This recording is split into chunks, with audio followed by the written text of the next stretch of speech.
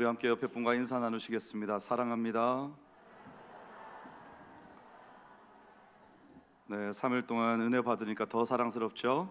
네, 하나님께서 우리에게 베푸신 은혜가 우리의 평생에 우리를 지켜주실 줄 믿습니다. 오늘 신년 설교 제 두 번째 설교입니다. 오늘 설교의 제목은 배우는 제자, 말씀으로 자라납니다. 첫 번째 실천 강령으로 마태복음 11장 28절부터 30절로 여러분에게 말씀을 전하겠습니다. 지난주에 우리가 생명보다 사명을 더 귀하게 여겼던 바울의 가치 전복에 대해서 함께 나누었습니다. 이제 우리가 그 사명의 길을 걷기 위한 첫 번째 훈련인 배우는 제자의 단계로 들어갑니다. 오늘 본문은 너무나 유명한 말씀인데, 수고하고 무거운 짐진 자들아 다 내게로 오라. 이 말씀은 마치 우리 어르신들께서 오후 예배 설교 중간쯤 되면 여기저기서 이렇게 보시락 하셔서 까먹는 사탕같이 우리의 잠을 깨우고 힘들고 어려울 때 위로가 되는 그런 말씀이죠. 근데 이 텍스트를, 이 본문을 1세기 유대인들의 귀로 듣는다면 그건 오늘 우리가 받아들이는 어떤 이런 마음과는 좀 다를 것 같습니다. 왜냐하면 이게 그들에게는 상당한 도발이 되었을 수도 있기 때문이죠. 이 말씀이 구약의 맥락이 없이 그냥 튀어나온 것이 아닌데, 당시 유대인들이 읽던 집회서라고 불리는 벤 시라의 지혜서 51장 26절에 이런 구절이 있다고 해요. 너희 목을 멍에 밑에 넣으라. 그리고 너희 영혼이 지혜를 받아들이게 하라. 이렇게 되어 있다고 합니다. 당시 랍비들이 이 토라의 멍에, 토라라고 하는 것은 창출 내민신 모세 오경을 말하는 거거든요. 그 토라의 멍에를 매는 것이 곧 지혜다, 이렇게 가르쳤습니다. 그런데 오늘 나사렛 출신의 한 목수가 나타나서 그 문장을 바꾸는 겁니다. 토라의 멍에가 아니고 지혜의 멍에도 아니고 나의 멍에를 매라, 이렇게 가르치셨다는 겁니다. 이것은 예수님 자신이 단순한 랍비가 아니고 구약의 그토록 찾아 헤매던 지혜 그 자체, 그리고 또 율법을 완성하는 새로운 모세로서 자기 자신을 선언하시는 아주 혁명적인 말씀이셨다는 겁니다. 오늘 우리가 이 도발적인 선언 앞에 함께 서 있습니다. 여러분, 왜 세상의 배움은 짐이 되는데 예수님께 배우는 것은 쉼이 될까요? 우리가 오늘 말씀의 깊은 샘으로부터 그 답을 함께 길어 올릴 수 있기를 축복합니다. 28절 말씀에서 예수님이 군중을 향해서 무거운 짐진 자라고 부르셨습니다. 이 무거운 짐진 자라는 표현이 완료 수동태 분사로 되어 있는데, 이걸 쉽게 풀어서 말해보면 내가 원해서 짐을 진 것이 아니라 누군가에 의해서 강제로 짐이 지워졌고 그 상태가 지금 지속되고 있다는 말입니다. 구약의 열왕기상 12장에 보면 그 내용이 나오는데, 솔로몬이 죽고 르호보암이 이제 왕이 되었을 때 백성들이 호소를 합니다. 선대 왕께서 우리에게 너무 무거운 멍에를 지워서 우리가 너무너무 힘들었으니까 이제 왕께서는 그것을 가볍게 해 주십시오 라고 왕에게 호소를 했는데, 왕이 르호보암이 더 무거운 멍에로 그들을 짓눌러서 이 짓누른 상황이 지금 지속되고 있는 겁니다. 여러분, 이게 인간의 삶이죠. 우리는 태어날 때부터 원죄라는 짐을 지고 있고, 가난이라는 짐을 지고 있을 수 있고, 부모의 기대라는 짐이 있고, 또 세상의 성공이라는 짐이 내 의사와 전혀 상관없이 우리의 어깨에 턱 지워져서 계속해서 지고 살아가야 되는 인생입니다. 이것을 현대 심리학에서 뭐라고 부르는가 하면 조건부 가치라고 부릅니다.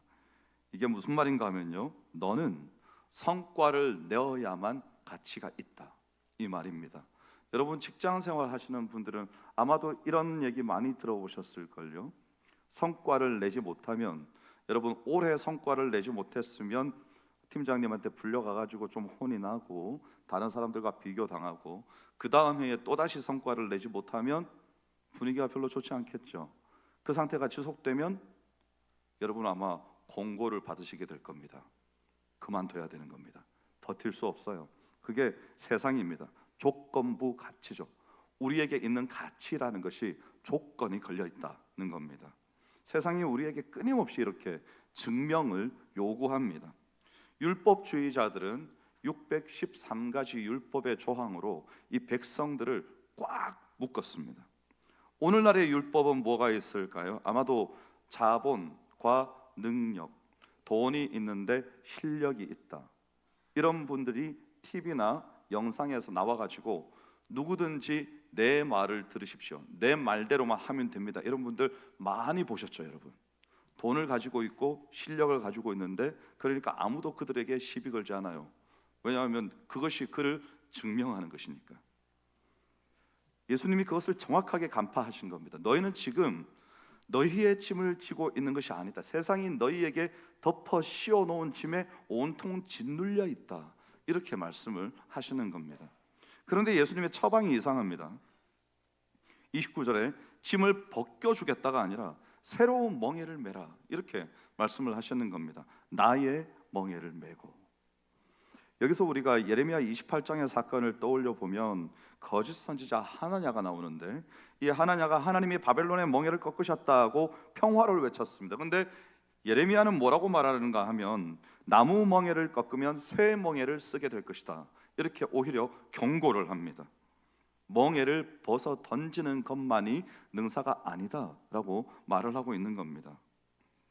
우리가 물리학의 원리를 좀 생각해 보면, 여러분 우리 명절 되면 뭘 날리죠? 연 날려보셨습니까? 연을 날리죠. 연을 날리면 이 연이 하늘을 날 수 있는 이유가 뭘까요? 방패연이든지 가오리연이든지 연을 만들어서 하늘에다 날리면 그냥 납니까? 아니죠. 뭐가 연을 날게 합니까? 연에 묶여 있는 실이 날게 하는 겁니다. 이 실이 연을 잡아당기는 걸 장력이라고 하는데, 이걸 잡아당기면 연을 날게 만드는 양력이라는 걸 만들죠. 그래서 날아오르는 거 아닙니까? 신기하죠. 자, 그러면 실이 끊어지면 연이 자유로워질까요? 연은 실이 끊어지면 추락합니다. 성경에서 말하는 이 멍에는 우리를 부려먹기 위한 도구가 아닙니다. 창조주와 피조물을 연결하는 마치 생명의 탯줄과도 같은 그런 겁니다. 우리를 이 죄의 중력으로부터 들어올려서 하나님께로 나아가게 만드는 거룩한 구속과도 같다는 것이죠. 예수님이 말씀하십니다. 세상의 멍에, 성공의 멍에를 벗고 대신 나와 함께 멍에를 매자, 이렇게 말씀하시는 겁니다. 여러분, 진정한 자유는 멍에가 없는 상태가 아니라 나를 가장 잘 아시는 주님과 함께 그분께 배워서 그분의 멍에를 매는 겁니다. 그래서 여러분, 오늘 우리에게 이렇게 주와 함께 멍에를 매는 복이 있기를 간절히 소망합니다. 예수님이 내 지식을 배우라 하지 않으시고 그 다음에 뭐라고 말씀하시는가 하면 내게 배우라, 이렇게 말씀을 하십니다. 나는 마음이 온유하고 겸손하니 내게 배우라. 여기서 온유라는 것은 구약 민수기 12장 3절에 보면 이 사람 모세는 온유함이 지면의 모든 사람보다 더하더라 그럽니다. 예수님이 자신이 모세보다 더 위대한 온유함을 가진 새 출애굽의 주인공임을 밝히시는 겁니다. 또 겸손은요? 겸손은 스바냐 3장 12절에 보면 남은 자들의 특징입니다. 어떤 사람들이 남은 자가 되는가 하면 하나님이 교만한 자를 흩으시고 겸손한 자를 남기신다, 이렇게 말씀하셨습니다. 최근에 신경과학에서 여러분 아마 들어보셨을 것 같아요.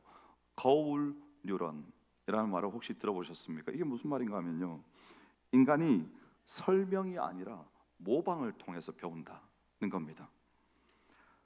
누군가를 깊이 바라보고 동경하며 우리 뇌가 그 대상의 그 행동 그리고 그 마음을 우리에게 그대로 복사를 하기 시작한다는 겁니다. 이 배운다는 단어가 교실에서 단순히 정보를 듣는 게 아니고 스승과 함께 먹고 자고 심지어는 그의 숨소리까지도 따라가는 그런 도제식 훈련입니다. 그렇다면 우리가 이 훈련을 통해서 예수님께 배워야 될 핵심 과목이 뭘까요? 예수님께서 분명하게 말씀하십니다. 나는 마음이 온유하고 겸손하니 내게 배우라, 이렇게 말씀하셨습니다. 예수님께서는 너희들 내가 물로 포도주를 만드는 기적을 봤냐? 분명하게 잘 봤냐? 너희들 내가 물 위를 걷는 걸 봤냐? 어떻게 해서 발을 내디딜 때 오른발이 빠지기 전에 왼발을 딛고 왼발이 빠지기 전에 오른발을 딛고 뭐 이렇게 가르치지 않으셨어요. 그건 예수님께서 행하신 기적이 아닙니다. 예수님께서는 기적을 따라하고 이런 것들을 본받으라고 말씀하지 않으시고 오히려 예수님의 성품, 온유함과 겸손함을 내게 배우라, 이렇게 말씀을 하신 겁니다. 기적 같은 것들은 필요할 때 따라오는 것들이죠. 있어도 되고 없어도 됩니다. 그럼 왜 하필 온유와 겸손일까요? 바로 여기에 우리가 겪는 이 인생의 피로의 비밀이 숨겨져 있습니다. 여러분 한번 정직하게 돌아보십시오. 우리가 인생을 살면서 정말 몸이 힘들어서 피곤하십니까? 여러분 어떨 때 피곤하십니까? 마음이 시끄러워서 피곤한 겁니다. 우리가 일을 하더라도 몸으로 일을 하더라도 피곤하지 않을 수도 있죠. 그런데 옆에서 누가 자꾸 긁어요. 이렇게 일을 하는데 신경을 거슬리게 해요. 괴롭게 해요. 그러면 짧은 시간 일을 해도 하루 종일 일한 것 같은 에너지가 거기 들어갑니다. 그래서 우리가 지치는 진짜 이유는 어쩌면 일이 많아서라기보다 내 안에 자아가 시퍼렇게 살아가지고 움직이니까 피곤하고 힘든 겁니다. 내 마음대로 하고 싶은데 그게 안 돼요. 나를 누군가 조금만 건드려도 감히 나를 무시해? 혹은 뭐 어디 갔을 때 사람들이 나의 말에 귀를 기울이지 않아, 이런 게 너무 괴로운 거죠. 속에서 천불이 날 수 있습니다. 남들이 잘 되면 여러분 놀랍게도 진짜 배가 아파요. 우와, 왜 남이 잘 되는데 내 배가 막 아프고 화장실을 가야 될까요? 그게 사람입니다. 인정받지 못하면 그건 내가 했는데 왜 목사님이 저 사람이 했다고 저 사람을 칭찬하지? 억울해가지고 밤에 잠이 안 와요. 이런 일이 발생한다는 거죠. 가만히 보면 우리는 우리의 에너지가 일하는 데 쓰이는 게 아니고 이 자존심을 세우고 내 감정을 방어하는 데 많은 에너지가 사용되고 있다는 겁니다. 너무너무 피곤한 거죠. 그래서 예수님이 우리에게 와서 내게 와서 온유함을 배우라, 이렇게 말씀하신 겁니다. 예수님의 온유함은요, 내 고집과 내 자존심을 하나님 앞에 내려놓는 겁니다. 여러분 죽은 사람은 발로 차도 벌떡 일어나서 화를 내지 않습니다. 왜냐하면 그가 죽었기 때문에 반응하지 않기 때문입니다. 도제식 훈련을 통해서 예수님의 온유함을 배우면 예수님을 닮아서 내 혈기, 내 고집을 죽이면 쓸데없는데 에너지를 쓰지 않게 됩니다. 저는 어디 이렇게 운전하러 어릴 때 이렇게 청년 때 운전하고 다니면서 어머니 모시고 다니면, 제가 어머니 모시고 자주 다녔는데 왜 여러분 갑자기 이렇게 앞에 끼어드는 차들이 있지 않습니까? 운전을 아주 막 난폭하고 급하게 하는 차들. 그리고 제가 깜짝 놀래가지고 돌발 상황에 급브레이크를 확 밟으면 뒤에서 저희 어머니가 그러시는 거예요. 아유, 그렇게 바쁘면 어제 출발하지. 그런 겁니다, 여러분. 그런 게 있어야 되죠. 그런 편안한 마음이 있어야 됩니다. 무슨 일이 있어도 흔들리지 않는, 마음의 엔진이 과열되지 않고 늘 편하게 돌아가는 상태. 누가 무슨 일이 있다 그러면 막 내가 흥분해서 날뛰는 게 아니고 차분하게 묻고 진정시키고 진심으로 기도하고 그와 함께 해주고 이야기를 듣고 이런 것들을 하는 거죠. 예수님께서 그런 것들을 하시지 않았습니까? 에너지가 낭비되지 않고 온전히 보존되면서 필요한 일들에 사용할 수 있도록 해주는 겁니다. 예수님은 바로 그 상태가 진짜 쉼이라는 거죠. 우리가 우리의 인생을 살면서 얼마든지 그런 쉼을 가지고 인생을 살 수 있다고 말씀하시는 겁니다. 어떻게 하면요? 예수님께 배워서 예수님의 멍에를 함께 매면 그렇게 되는데, 거기에 조건이 있습니다. 아까 제가 말씀드렸습니다. 우리가 가진 수고하고 무거운 짐들을 다 주께 드려야 되는 겁니다. 내가 지고 가려 그러면 인생이 피곤하다는 것입니다. 여러분, 2026년 우리가 모든 성도가 제자 되는 교회로서 배우는 제자의 실천 강령, 말씀으로 자라는 우리인데, 이것이 단순한 프로그램이 아닙니다. 이 세상의 무거운 짐들을 벗고 예수님의 가벼운 멍에로 갈아타는 일종의 어떤 환승의 기술이라고 할 수 있겠습니다.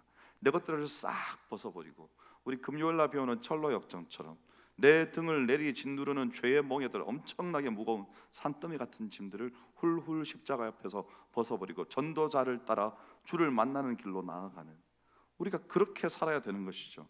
그것을 위해서 이 거룩한 멍에를 매는 3대 훈련을 제가 여러분에게 권면하고자 합니다. 그 첫 번째가 말씀 훈련입니다. 여러분, 에스겔의 식사법을 배우셔야 됩니다. 우리 교회가 설교와 묵상이 이제 중요하게 장로님들께서 기도하실 때도 늘 강조하시죠. 묵상은 언제 배웁니까? 사무실에 가셔서 날마다 솟는 샘물을 구입하셔야 됩니다. 구입하시고 날마다 그것을 본문을 읽으시고 이 본문에 나를 비추어 보고 다 묵상이 끝나고 기도까지 끝나고 하면, 그러면 그 오른쪽 위아래에 나와 있는 성경 구절들 있잖아요. 그거 뭐죠? 오늘의 성경 읽기. 그거 읽고 오늘의 진도를 나가고, 그러면서 날마다 훈련하는 겁니다. 우리 자신을. 에스겔 선지자가 뭐라 그랬냐면, 두루마리 말씀을 단순히 읽지 않고 어떤 명령을 받았습니까? 그것을 먹어서 배에 채우라, 이 명령을 받았습니다. 하나님께서 말씀을 그냥 읽는 게 아니고 먹어서 배에다가 채우라는 거죠. 근데 에스겔이 그것을 먹어보니까 어때요? 말씀이 꿀과 같이 달더라 그랬습니다. 단순히 여러분 성경을 통독하는데 그치면 안 됩니다. 제가 이전 교회에 있을 때 신방하다가 어느 노 부부 집사님, 권사님을 신방을 했는데, 남자 집사님께서 제게 이제 대화를 하는데 뭐라 그러셨는가 하면, 목사님, 제가 성경을 100번 좀 넘어가고 있어요. 이제 100독 이상 했습니다. 그러시는 거예요. 100독이 넘어간 이후부터 세지 않고 있습니다. 그래서 제가 칭찬을 해드렸습니다. 너무 대단하십니다. 잘하셨습니다. 그렇게 성경을 계속 읽으시다 보면 예수 그리스도를 점점 닮아가실 겁니다. 하고 난 다음에 제가 질문을 했습니다. 그런데 하나님의 말씀이 내 안에 살아서 예수 그리스도를 닮아가고 있다는 게 느껴지십니까? 그러니까 이분이 완전히 그렇지는 않습니다. 자아가 완전히 죽지 못했고 여전히 내 뜻대로 살고 있고, 그래서 오늘도 사실은 목사님께 신방을 요청했습니다. 그러는 거죠. 저하고 대화를 하면 할수록 성경을 100번 이상 읽고 그 이후로는 세지 않았다는 분이 어깨를 딱 펴고 말씀하셨는데, 저하고 대화를 하면 할수록 점점 고개를 숙이시는 거죠. 여러분, 성경을 드립다 읽기만 하면 그렇게 됩니다.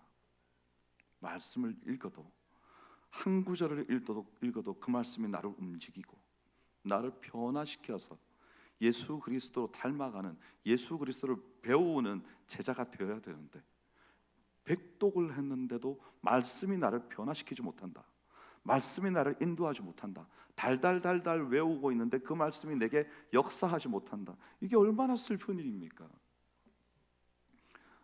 여러분, 그래서 저는 올해 여러분들에게 성경을 읽으시면서, 올해는 우리가 성경을 개인적으로 읽으실 때 그냥 하나의 성경을 통독 진도대로 나가면 빨리 읽지 않습니까? 여러분이 일주일 진도를 하루에 다 읽지 않는 이상 금방 읽거든요. 그러면 주제별로 성경 읽기를 한번 해보셔도 좋겠다는 생각이 듭니다. 여러분이 관심을 가지고 계시는 주제, 그 주제를 가지고, 그게 사랑이나 그게 섬김이나 그게 믿음이나 그게 무엇이든지 하나님의 나라나 이런 것들로 성경을 읽으시면서 그 성경 말씀이 이 또 다른 성경에서 어떻게 설명이 되고 있는지 이런 것들을 찾아가는 게 주제별로 성경 읽는 겁니다.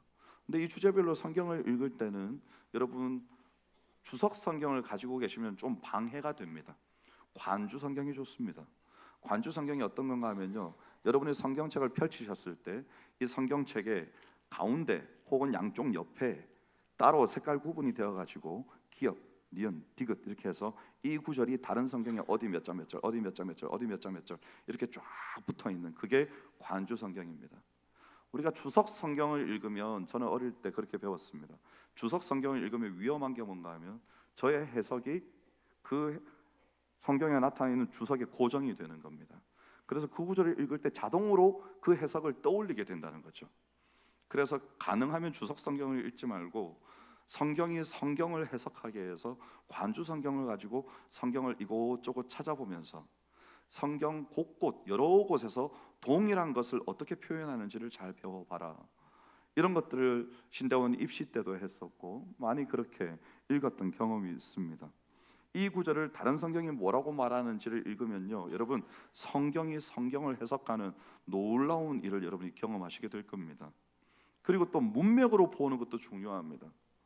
우리가 문맥을 알지 못하면 목사가 만약에 문맥을 알지 못하면 해당 성경 구절을 읽어놓고 완전히 딴소리를 할 수도 있는 거죠.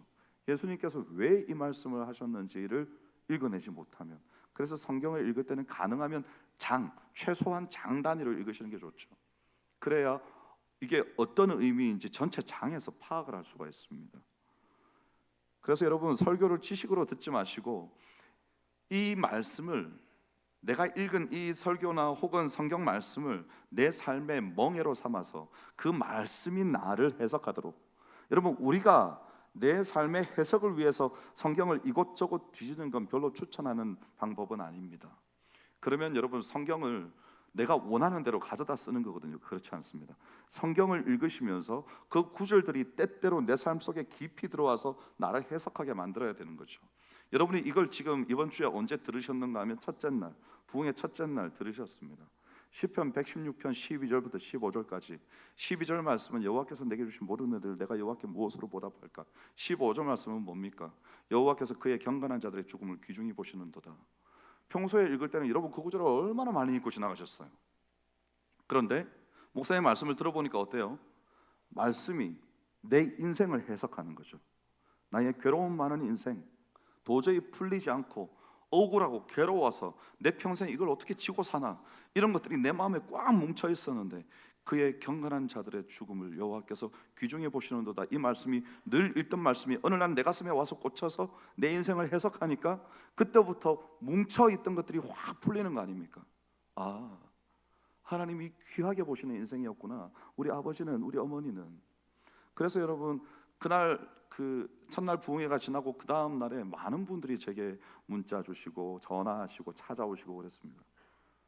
목사님, 마음에 응어리 쳐 있던 게 확 내려갔어요. 억울하고 괴로웠던 게 풀렸다는 거죠. 여러분, 말씀은 그렇게 읽는 겁니다. 그 말씀이 나를 비추는 거죠. 나를 조명해서 샅샅이 고쳐야 될 것들을 고치고 잘못 생각하고 있던 것을 버리게 만들고 하나님이 어떤 분이신지 바르게 이해하게 만드는 것, 그게 진짜 성경 읽는 것 아닙니까? 말씀의 멍에를 우리의 어깨에 맨다는 것은 그런 뜻입니다. 또 두 번째는 기도 훈련입니다. 조율의 시간에 기준음에 우리를 맞추는 겁니다. 여러분, 우리가 왜 기도를 합니까? 많은 분들이 기도를 내 소원의 목록들을 1번, 2번, 3번, 4번 써가지고 그냥 하나님 앞에 올려드리는 것, 그리고 하나님께서 결제해 주시는 것, 그게 아닙니다. 그게 아니에요. 그래서 여러분, 우리가 성경을 읽고 기도를 할 때, 기도 제목을 쓸 때 기도 제목도 잘 써야 됩니다. 정욕대로 구하는 것은 헛된 것이에요. 응답이 없습니다. 하나님의 뜻이 무엇인지 알고 기도의 제목을 써야 됩니다. 하나님의 뜻대로 구하는 기도를 하나님께서 응답하시는 거거든요. 그래서 내 기도는 내 뜻을 관철시키는 투쟁이 아닙니다. 막 떼쓴다고 하나님이 떼쓰면 정말 불쌍해서 들어주실 때도 있습니다. 근데 그게 아니고 내 헝클어진 욕망을 하나님의 뜻에 맞추는 아주 거룩한 조율의 시간인 겁니다. 여러분은 혹시 이렇게 뭐 예술의 전당이나 이런 데 가셔서 그 연주회, 프로 오케스트라가 연주하는 연주회를 혹시 보셨는지 모르겠습니다.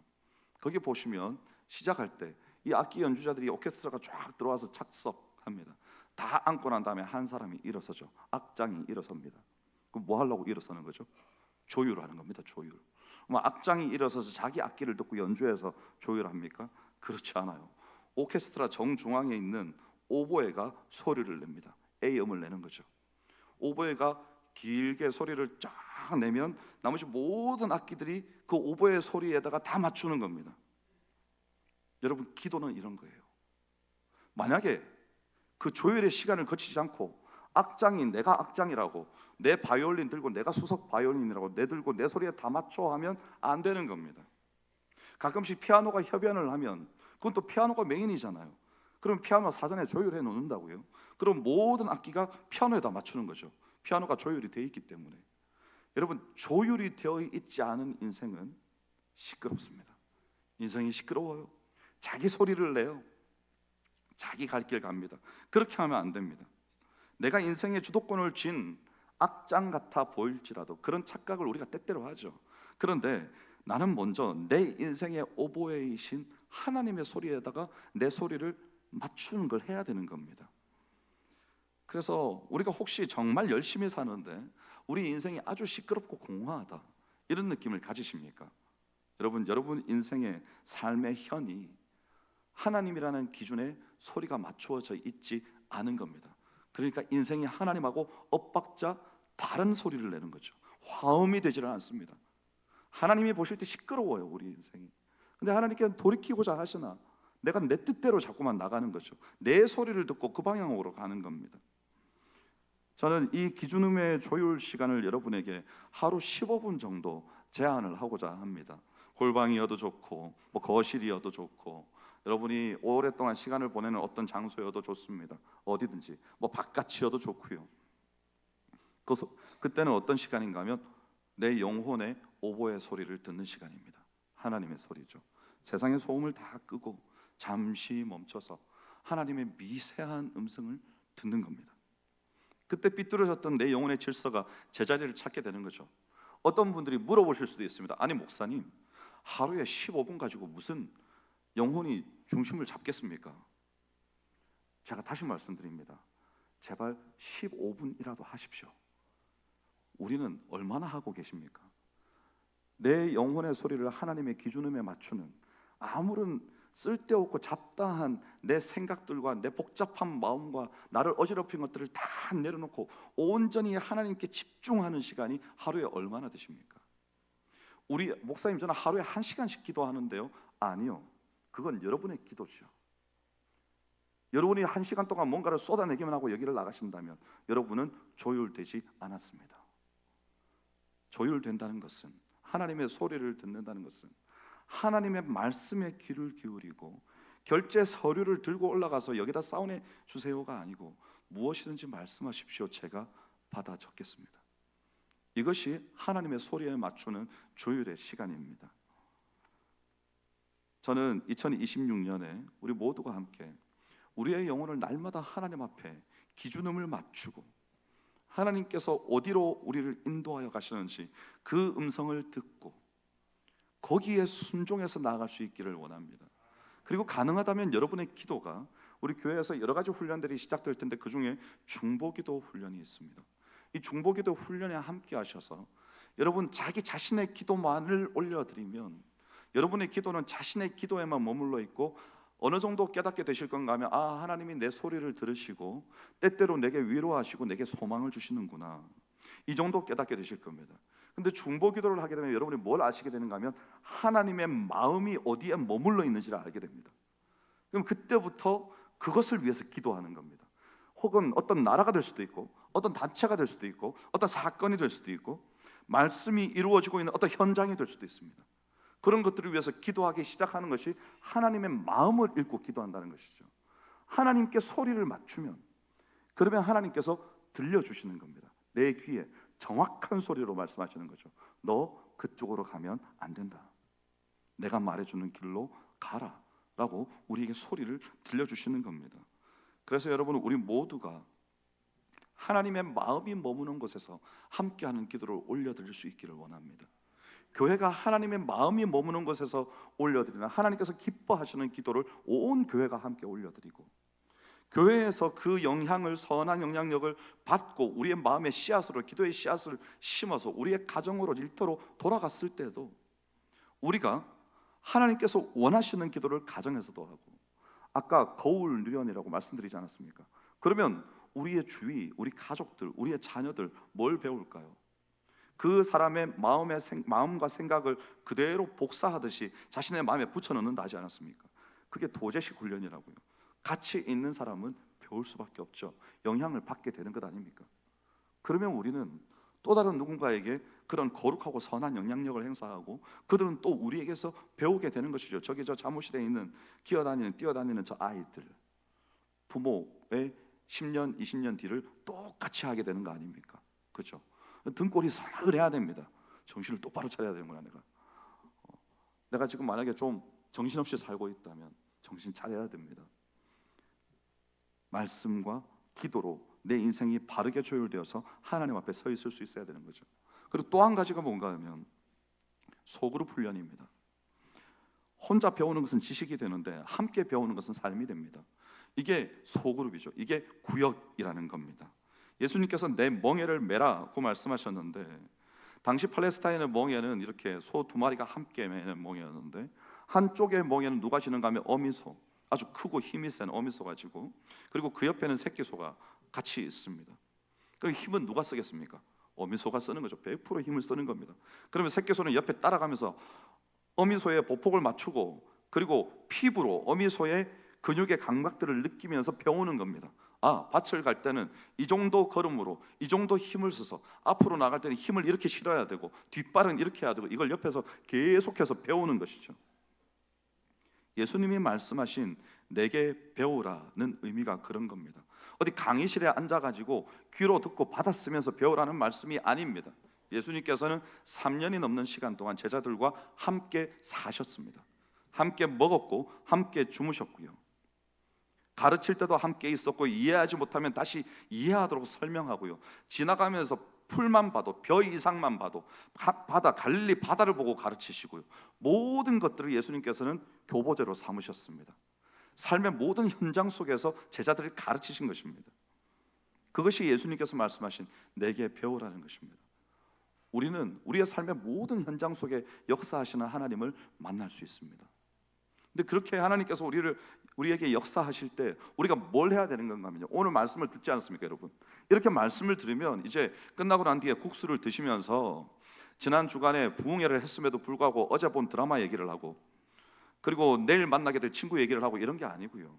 말씀을 들었으면 말씀을 나누고, 하나님이 나를 찌르시는 무언가가 있으면 내 마음에 이런 찔림이 있었다, 혹은 내가 버티고 있는 것 같으면 나는 변화되고 싶은데 도저히 내 인생이 변화될 기미가 보이지 않아서 난 너무 답답하다, 이런 얘기들도 나누시고요. 국수 드시고 난 다음에 커피 마시면서도 말씀을 찾아보시고, 당신은 어떠냐, 너는 어떠냐, 너는 이런 걸 어떻게 이겼냐, 이런 것들도 나누시고. 여러분, 이런 게 구역 모임입니다.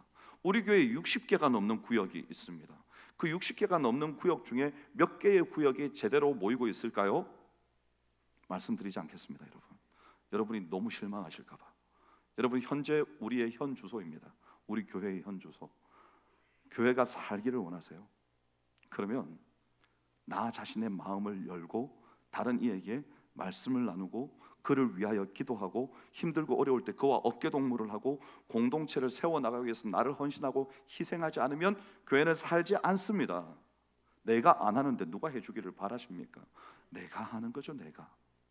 그게 구역 모임이고, 그게 우리가 함께하는 소그룹입니다.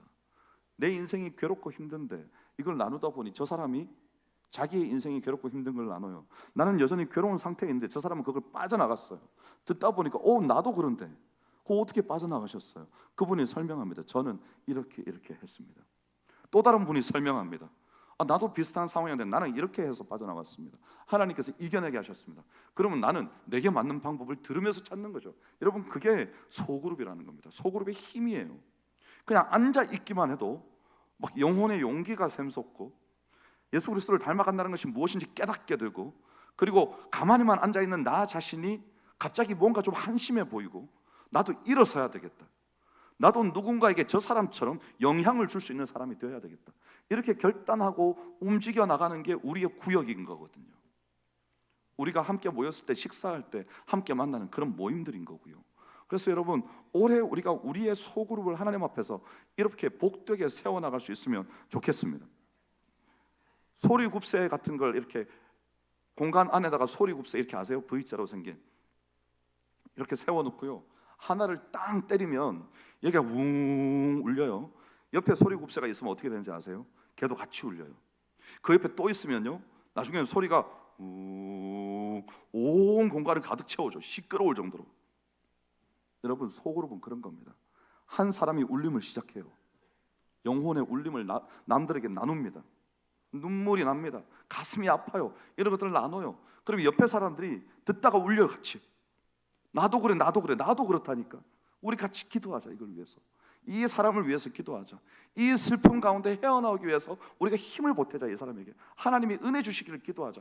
이러면 이 소리굽새가 그 안에서 영적인 진동이, 공명이 와가지고 온 공동체가 울리기 시작하는 겁니다. 뭘로요? 하나님의 은혜로. 그게 소그룹입니다. 우리가 참으로 세워나가야 될 소그룹이죠. 아무도 감당하지 못하는 울림이 되어서 건물을 뚫고 나가버릴 것 같은 그런 역사가 우리에게 있어야 되는 것이죠. 저는 올해 우리가 우리의 훈련들, 말씀을 우리에게서 적용하는 것들, 소그룹 속에서 말씀을 나눔으로 서로가 서로를 세워주고 격려하고 하나님의 은혜의 역사가 우리 모임 가운데 임하고, 이래서 우리 교회가 내가 세워라 네가 세워라 하는 게 아니고 우리 모두가 함께 어깨동무하고 말씀 가운데 들어감으로 하나님이 세우실 줄 믿습니다. 이런 모임 가운데로 저는 여러분 모두가 한 명 열애 없이 함께 참여해서 함께 세워가는, 여러분의 죽어가는 구역, 여러분의 무너져가는 가정, 그리고 여러분의 부서, 그리고 교회가 되기를 정말 축복합니다. 마지막으로 이 말씀을 나누고 마치고자 합니다. 초대 교보였던 아우구스티누스가 예수님의 멍에를 새의 날개에다가 비유했습니다. 어떻게 말했는가 하면요, 새에게 날개는 무거워 보이지만 그 날개가 새를 날게 한다. 날개를 떼어내면 짐은 없어지겠지만 새는 땅에 떨어져 짐승의 먹이가 될 뿐이다. 여러분, 새의 날개가 얼마나 큽니까? 몸의 절반 이상이죠. 그런데 그게 새를 날게 하는 겁니다. 2026년 이 세상이 우리에게 자유로워져라, 너는 예수 믿는다면서 왜 이렇게 구속이 돼가지고 늘 예배 드린다고 매여 있고 기도해야 된다 그러고 성경 읽어야 된다 그러고 매일 전도하려고 그러고 뭘 그렇게 복잡하게 인생을 사느냐, 그 우리에게 자꾸만 유혹할 겁니다. 근데 여러분, 소속 없는 자유는 방종입니다. 목적 없는 삶은 그냥 인생이 표류하는 겁니다. 세상 물결이 미는 대로 떠내려가는 것이죠. 예수님이 우리를 억압하기 위해서 우리에게 멍에를 주시는 것이 아닙니다. 죄와 사망의 중력을 거슬러서 은혜의 창공으로 비상하게 하기 위해서 우리의 어깨에 말씀과 기도와 또 소그룹 가운데 하나님의 은혜를 나누는 이 멍에를 지워주시는 겁니다. 그러면 하나님의 은혜가 우리의 삶을 해석해서 우리로 하여금 일어나게 하는 것이죠. 좌절 가운데서 힘을 내게 해주시는 겁니다. 오늘 여러분 모두가 예수님의 그 초대에 응할 수 있기를 축복합니다. 내 멍에는 쉽고 내 짐은 가벼움이라. 오늘 예수님의 이 초대에 응함으로 우리의 일주일뿐만 아니라 올 한 해가 주와 함께 멍에를 보고 주와 동행하는 한 해가 되시기를 축원합니다. 기도하겠습니다. 하나님, 그렇습니다. 형제가 울 때 나도 함께 웁니다. 자매가 기뻐할 때 나도 함께 기뻐하기를 원합니다. 서로가 서로에게 짐이 되는 것이 아니라 서로의 짐을 나누어 질 수 있기를 원합니다. 우리가 서로에게 작은 예수가 될 수 있기를 원합니다. 그래서 하나님, 우리가 우리의 모임, 우리의 부서, 우리의 구역, 우리의 교회를 우리의 작은 몸짓으로, 우리의 작은 날개짓으로 하나님의 말씀과 우리의 기도로 말미암아 이 온통 하나님의 역사가 충만하게 퍼져나가는 우리의 교회로 세워질 수 있도록 역사하여 주시옵소서. 감사드리며 예수님 이름으로 기도하옵나이다. 아멘.